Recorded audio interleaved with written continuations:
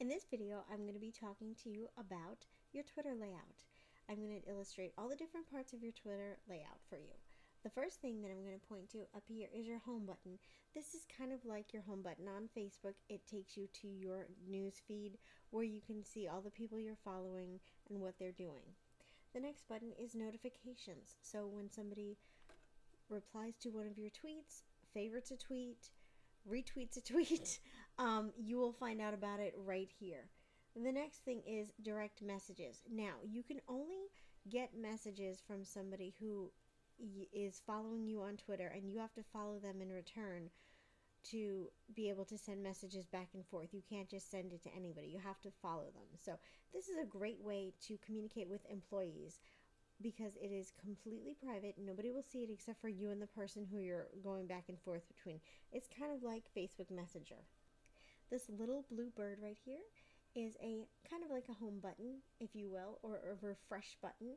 So if you are scrolled all the way down and then you want to automatically get right back to the top, it will bring you there. The next thing is a search button. You can use this to search for hashtags. You can use it to search for other Twitter users, and that is basically its function.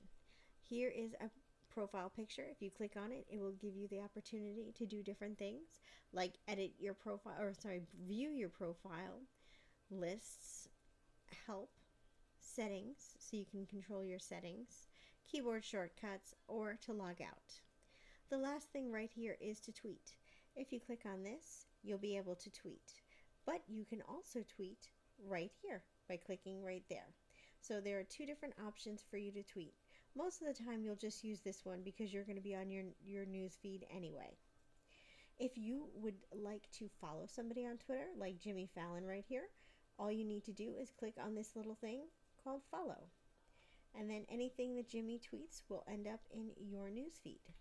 This is your profile page. So if you wanted to ever put a link to your Twitter somewhere, and let's say you were in your own homepage of Twitter, what you would do is you would click right here on your name, and this is your own profile page. So to put a link, say in an email or on Facebook, you would just left click over this and then right click and select copy, and then you'd paste it wherever you wanted to paste it.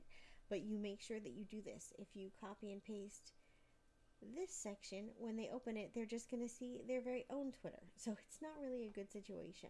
Let's follow some more people just to have our thing be a little bit more interesting. Okay. Over here, if you look on this side, you're going to find different trends. These are all the things that people are currently talking about.